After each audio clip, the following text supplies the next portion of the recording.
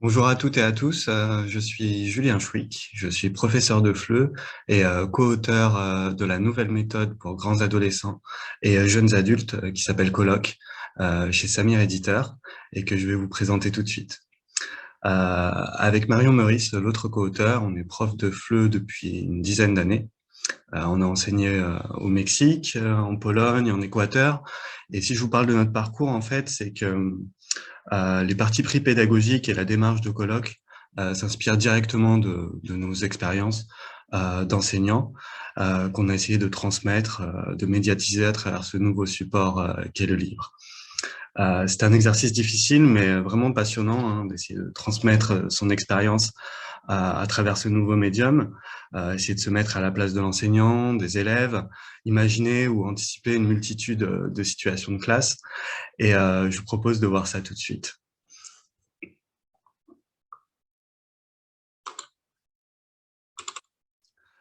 Donc voilà, Colloque. Alors Colloque, c'est une méthode de FLE pour grands adolescents et jeunes adultes. Se compose de 4 livres qui couvrent 4 niveaux, du niveau A1 au niveau B2. Notre méthode s'appuie bien sûr sur l'approche communicative et s'inscrit résolument dans une perspective actionnelle avec des tâches à réaliser dans chaque unité. Bien entendu, la progression et les compétences à acquérir se basent sur le CECR. Le premier livre dont je vais vous présenter une unité couvre le niveau A1 et le début du niveau A2 et correspond à environ une centaine d'heures d'enseignement.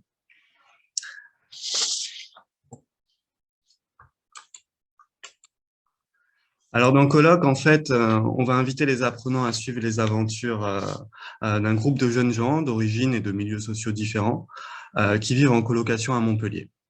L'idée d'une colocation multiculturelle nous a semblé vraiment idéale parce qu'elle permet d'aborder de manière naturelle des thèmes essentiels du FLE, comme la vie quotidienne, les études, les voyages, le travail ou les tâches ménagères. D'ailleurs, un peu comme dans une colocation en classe, les apprenants vont partager de bons moments, apprendre à se connaître, relever des défis en français et tout simplement cohabiter en français en quelque sorte. Et c'est un peu à l'image de ce que vont vivre les personnages du livre. Alors, on a choisi la ville de Montpellier parce que c'est une ville étudiante, une ville jeune, dynamique. Le FLE y est assez présent. Hein. Il y a de nombreuses écoles, des échanges universitaires, des séjours linguistiques. C'est une ville assez attrayante, en fait, hein, avec le soleil, le bord de mer, etc. C'est aussi une ville qu'on connaît bien hein, parce qu'on habite à Sète, juste à côté. Et voilà, hein, on parle toujours mieux de ce qu'on connaît bien. Donc, on espère faire découvrir cette région et puis ça changera un petit peu de Paris et de la Côte d'Azur, même si ce sera abordé dans le livre également. En ce qui concerne les personnages du livre, alors on a vraiment réalisé un gros travail pour les rendre vivants, vraiment incarnés, et pour faire un scénario aussi qui soit attrayant, où il se passe des choses. C'est vrai qu'en tant qu'enseignant, en utilisant des méthodes où il y avait des personnages, on les trouvait souvent un petit peu plats. Nous, on voulait vraiment des personnages avec du relief, des personnages qui aient du caractère. Et pour rendre les dialogues vivants, parce que c'est ça qui va amener les différents points de langue, et vraiment incarner, on a travaillé pour que chacun des personnages du livre ait vraiment une personnalité marquée, un parcours, une culture et une manière de s'exprimer. Hein, donc ainsi, vous verrez que chacun des personnages a sa manière de parler pour un petit peu faire vivre toute la richesse du français et tous les registres de langue possibles et imaginables. Alors, au niveau pédagogique, colloque, c'est des activités variées et pleines d'imagination. Alors, on a vraiment essayé de faire des activités très, très différentes et vous verrez ça dans l'unité, avec des modalités même d'expression orale et écrite différentes. À vous de parler, où il faut parler devant la classe, à vous de discuter, où on fait parler les apprenants en petits groupes autour de différentes questions. À vous de dessiner, on utilise le dessin, des écrits collaboratifs aussi bien que des écrits personnels, des écrits formels et puis des écrits créatifs. Et on a même créé une section qui s'appelle Cap ou pas Cap, où on demande aux élèves de relever des petits défis. C'est assez rigolo. Au niveau de la grammaire, c'est pas parce qu'on a fait une méthode communicative qu'on voulait mettre la grammaire de côté. Donc, on avait une certaine exigence là-dessus et on a essayé de faire une grammaire très complète. Dans les leçons, ce sera inductif, c'est-à-dire que ce sera aux élèves, à partir d'extraits des dialogues, de retrouver les règles de fonctionnement de la langue. Mais dans la page bilan, on fera aussi un résumé très clair et très concis des points grammaticaux pour que les élèves aient vraiment un repère pour pouvoir réviser ou pour pouvoir réaliser les activités. C'est aussi une vraie tâche à réaliser dans chaque unité. J'insiste sur le côté vraie tâche parce que c'est pas des simulations, on fait pas semblant de faire un projet, mais on le fait vraiment, quelque chose qui va être utile pour la classe. Alors, ce sera organiser des événements, préparer un plat, ça peut être faire une petite exposition d'œuvres créatives dans la classe, faire la mascotte de la classe. Enfin voilà, tout ça, ça s'inscrit vraiment dans des projets qui vont être possibles à réaliser dans différentes conditions d'enseignement. Donc, c'est des tâches qui sont assez adaptables à vos différents contextes. Vous aurez l'occasion de le voir. On propose aussi des activités ludiques et créatives. Vous verrez, quand je vous présenterai l'unité, que souvent, c'est des activités assez drôles, très sympas. On a créé aussi une page de jeux avec des jeux de plateau, des jeux de rôle, des énigmes, des jeux d'observation, plein de choses pour rendre les classes vivantes et dynamiques. Pour rendre les classes vivantes et dynamiques, on a aussi opté pour différentes modalités de travail et vous verrez tout au long des leçons, on propose aux élèves de travailler seuls, en binôme ou en petit groupe ou en grand groupe. Et ça, on alterne beaucoup ces modalités, pareil pour rendre les classes vraiment vivantes et variées. On utilise de nombreux documents authentiques, même s'il y a un scénario et des dialogues qui ont été créés, ça ne veut pas dire qu'il n'y a pas de documents authentiques. Au sein des leçons et dans les pages culturelles, des documents très variés, des chansons, des bandes dessinées, des textes littéraires, des articles, beaucoup de choses très très différentes. Et enfin, on a mis aussi beaucoup l'accent sur la chanson et vous trouverez une chanson dans chaque unité. Alors parfois à travailler dans les pages culture, parfois en ouverture comme document déclencheur. En tout cas, vous pouvez être sûr que dans chaque unité, vous trouverez une chanson et de style varié parce qu'en fait, ce sera chaque colocataire qui va présenter une chanson qu'il aime et chacun a ses goûts et vous verrez que c'est très varié, aussi bien au niveau des styles que même des époques. Voilà. Si on en vient à la structure du manuel, alors le livre est organisé en 8 unités, des unités thématiques. Donc chaque unité, on va développer un thème et l'histoire aussi des colocataires va se développer à travers ces unités. Il y a également une unité 0. Alors dans le livre 1, l'unité 0, elle permet de travailler les bases du français comme l'alphabet, les couleurs, les consignes de classe, les premiers mots pour se présenter et saluer. C'est comme des petites activités brise-glace. Alors là, ça ne suit pas vraiment l'histoire, on n'entre pas encore dans l'histoire. C'est vraiment des petites activités, des petits jeux, parce que souvent, le début des classes au niveau 1, c'est des classes où on fait plein de petites activités autour des nombres, des couleurs, etc. Donc, ça peut être utilisé avant de commencer l'unité 1 ou tout au long.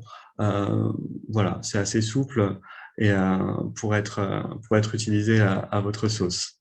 Il y a également un précis grammatical, un précis phonétique, un lexique avec une traduction du vocabulaire de l'unité en arabe, en espagnol et en anglais, et bien sûr le cahier d'activité, le guide pédagogique.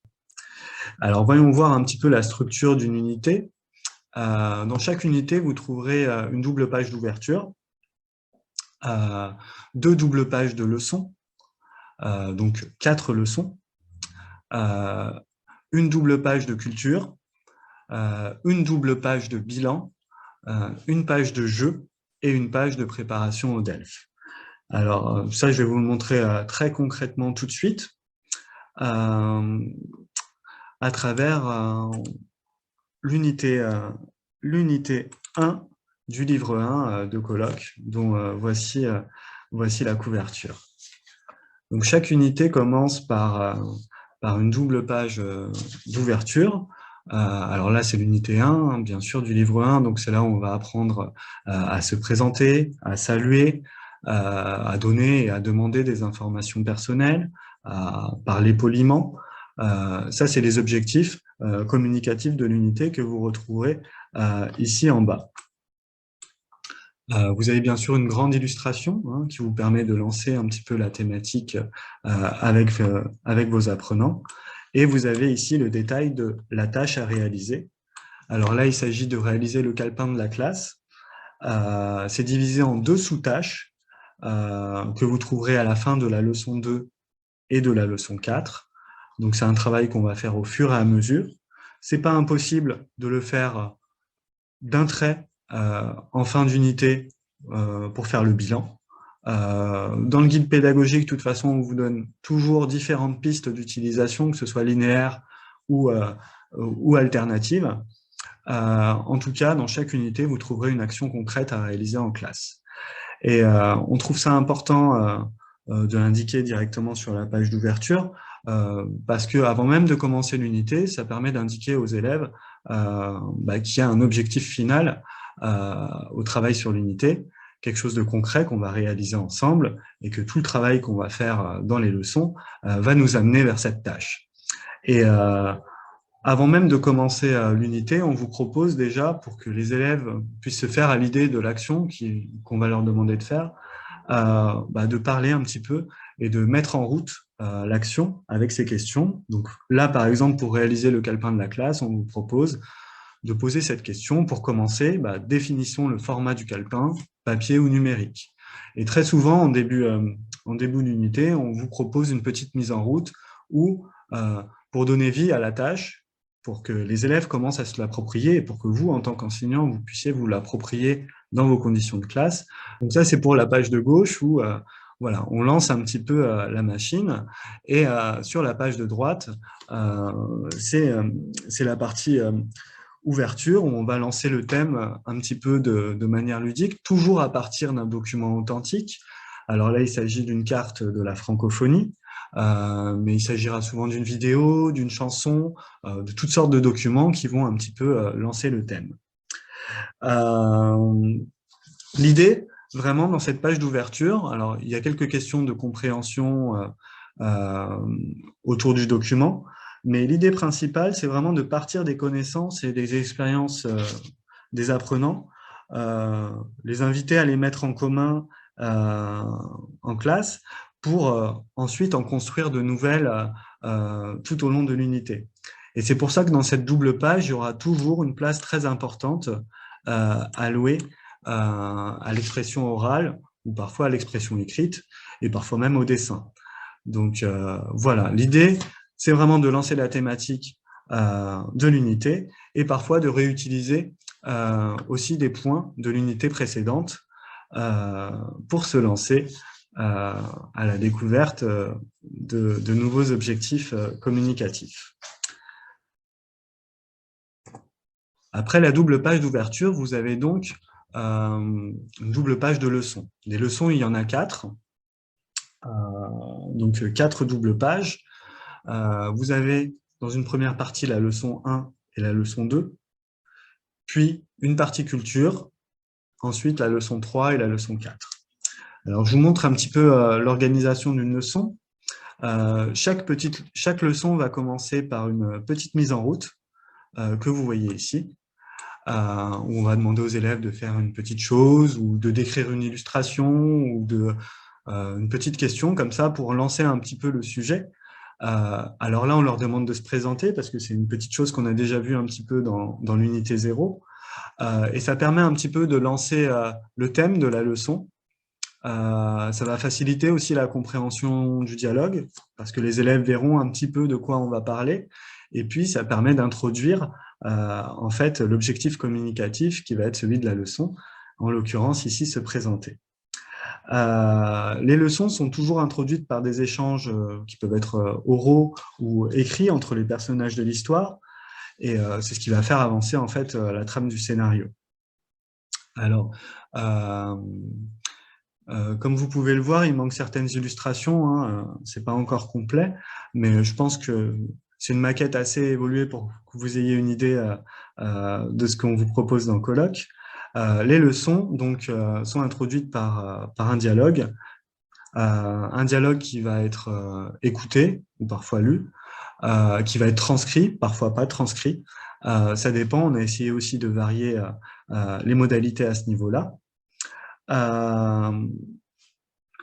Donc vous avez classiquement des activités de compréhension orale, tout d'abord, assez globales, et des activités de compréhension orale et écrite à partir de la transcription, s'il y en a une.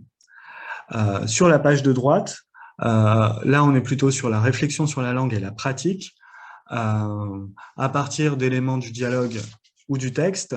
Dans ce cadre bleu, on va inviter les élèves à faire de la grammaire inductive, c'est-à-dire à réfléchir sur la langue et sur les points grammaticaux, à faire des hypothèses et pouvoir établir les propres règles.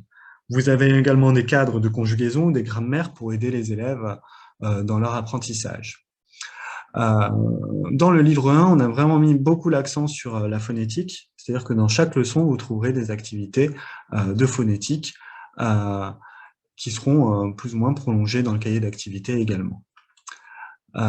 Sur cette double page, sur la page de droite, vous trouverez également des documents, cette fois-ci, souvent des documents authentiques, pour travailler un petit peu ce qu'on vient de voir dans le dialogue, par exemple se présenter, dans des conditions naturelles, donc à partir de documents authentiques. Et à la fin de chaque leçon, vous trouverez des activités d'expression. Alors là, vous voyez quelques modalités. Hein. À vous de jouer. Là, il s'agit de jouer une petite scène. Et ici, vous pouvez voir ce petit logo avec 2-3 personnages qui indiquent que c'est une activité à faire en petit groupe. À vous de parler. Là, il s'agira de se présenter devant la classe. Et cette petite rubrique assez sympa qui s'appelle Cap ou pas Cap, dans lesquelles on demande aux élèves de relever des petits défis en français. Ça peut être en classe, ça peut être à l'extérieur. Donc là, il s'agit d'épeler son prénom à l'endroit, puis à l'envers. C'est pas facile, enfin ça dépend des prénoms. Voilà. Voilà un petit peu comment se présente une leçon. Vous voyez, vous avez différents cadres, des cadres jaunes pour la culture, des bulles pour la communication et des cadres roses pour la conjugaison. Je vous montre la leçon 2. Alors, vous voyez que c'est un petit peu le même fonctionnement. Hein. D'un côté, le dialogue et la compréhension. De l'autre côté, le travail sur la grammaire, la phonétique, les documents authentiques et puis l'expression directe. Là, vous voyez que c'est un dialogue qui n'est pas retranscrit hein, et qui a toujours cette petite mise en route hein, qui reprend la forme des panneaux de rue de Montpellier. Voilà. Alors, je vous montre un petit peu dans la leçon 2. Bon, là, vous voyez que le document authentique, c'est une carte d'identité. Et je m'attarde un petit peu sur le volet action. Là, c'est la première sous-tâche à réaliser pour faire le calepin de la classe, faire la fiche d'identité d'un camarade. Vous voyez qu'à l'intérieur de cette sous-tâche, il y a différentes activités à faire ensemble. Demandez son nom et son prénom à un camarade, écrivez-le sur un petit papier. On mélange les petits papiers, puis on pioche un prénom au hasard. On pose des questions à la personne indiquée pour réaliser sa fiche d'identité qui nous servira pour le calepin de classe. Donc, c'est une activité assez ludique. Hein. On va tirer au sort la personne qu'on va interroger. Donc, ça va permettre aussi aux élèves de connaître d'autres personnes parce que ça va être le hasard hein, qui va décider qui va être leur partenaire. Et ce sera la première partie de notre projet. Voilà.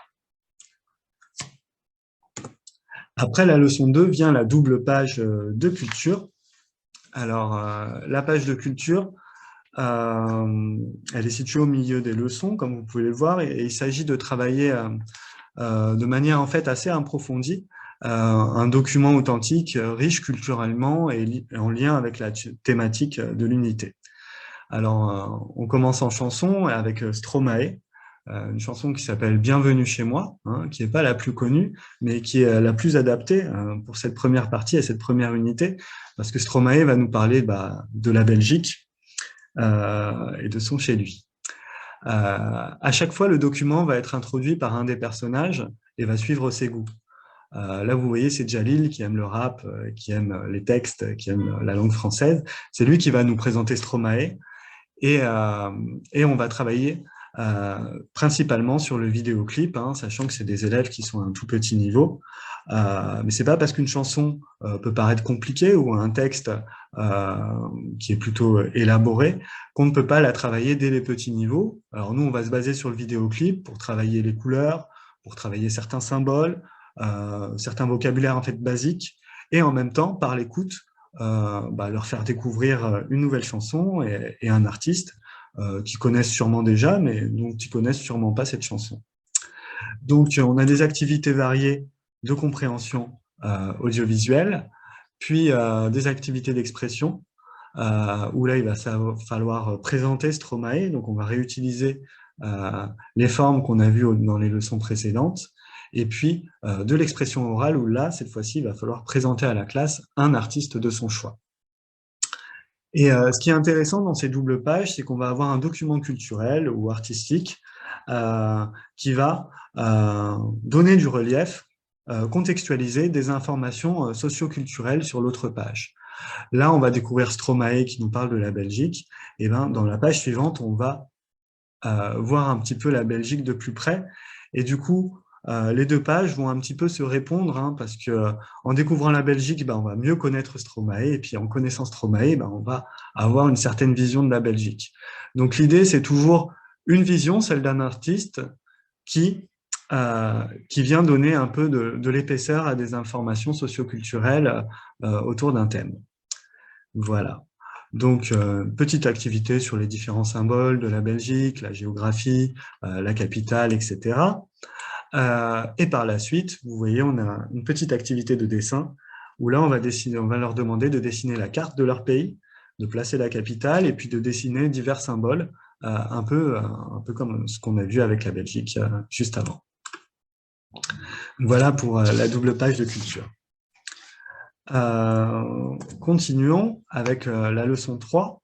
Alors, la leçon 3, ce sera systématiquement un échange écrit. Alors là, il s'agit d'un échange sur un réseau social, un profil et une discussion. Voilà, mais ça peut être très varié, hein. Ça peut être des mails, des textos, des messages, des pancartes, voilà, des textes, ça peut être plein de choses différentes, mais ce sera toujours un document écrit.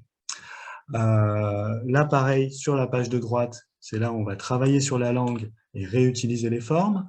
Là, dans la grammaire inductive, on propose aux élèves d'essayer de deviner comment ça fonctionne, les pays et les prépositions en français. Vous avez des petits cadres explicatifs sur le côté, toujours de la phonétique, et la part belle qui est laissée à l'expression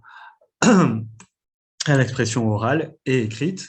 Expression écrite où on demande de créer son profil, un peu à l'image du document, et aussi de l'expression orale où on va demander à un élève de se présenter à partir de toutes les informations présentes sur un profil, de présenter un camarade à partir de ces informations. Vous avez également, dans la leçon 3, un autre cap ou pas cap, et cette fois-ci, c'est un cap ou pas cap à faire en dehors de la classe, c'est réaliser une petite publication en français sur un réseau social. Voilà. La leçon 4 suit un schéma similaire.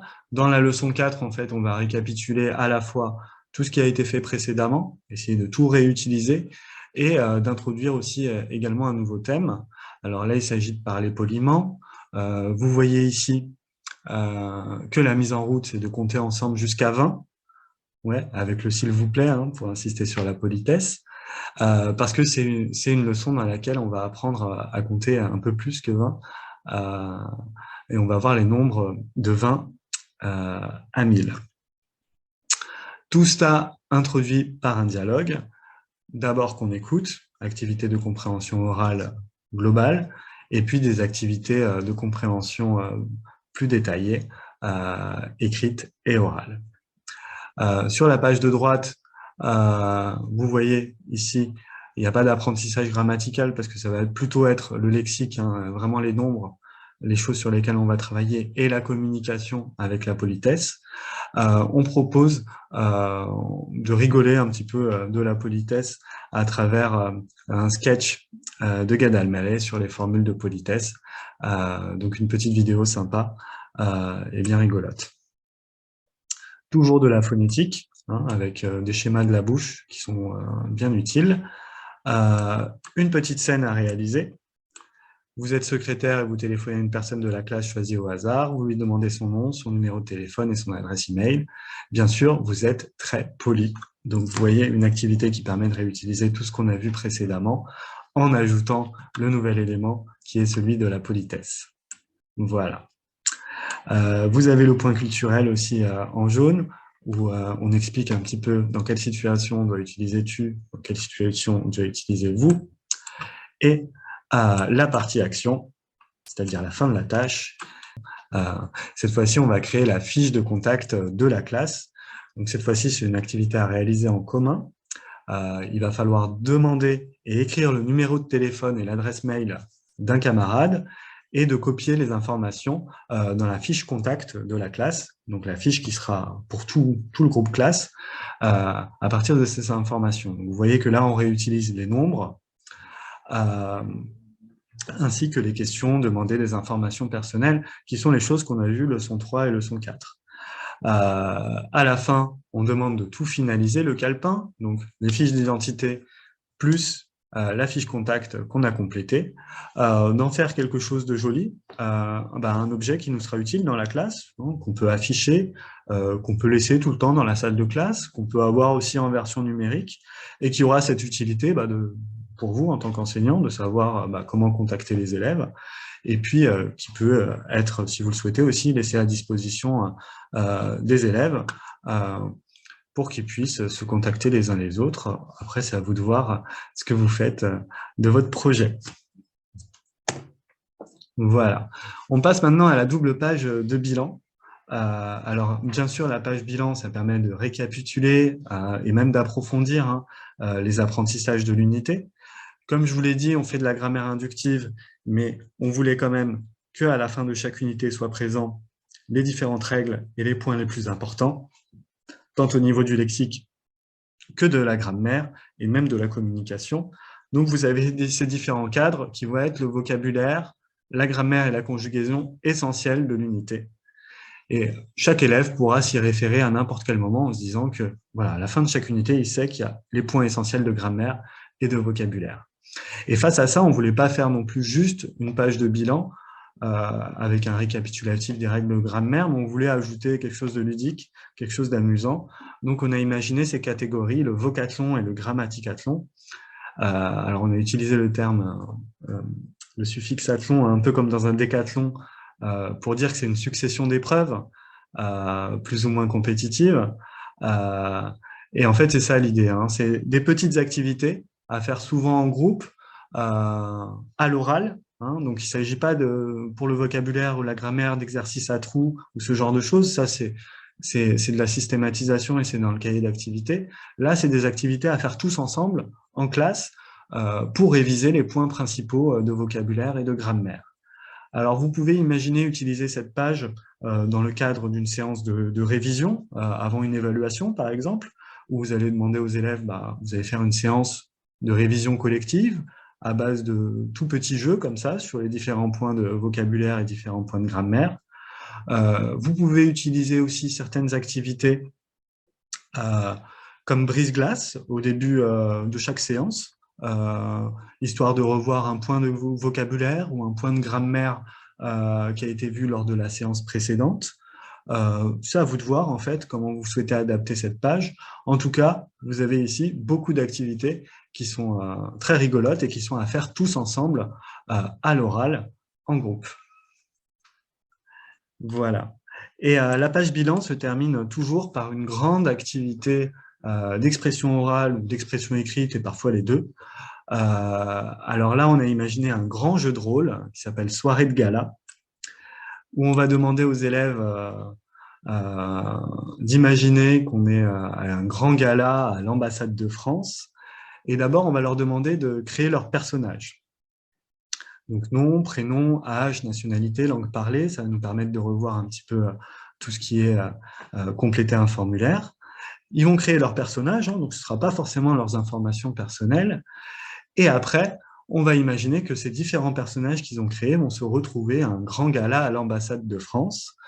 Donc, on va dire aux élèves de se lever. On peut mettre une petite musique d'ambiance. Et on va imaginer qu'ils sont à un gala, donc ils devront aussi parler poliment, hein, c'est une situation formelle.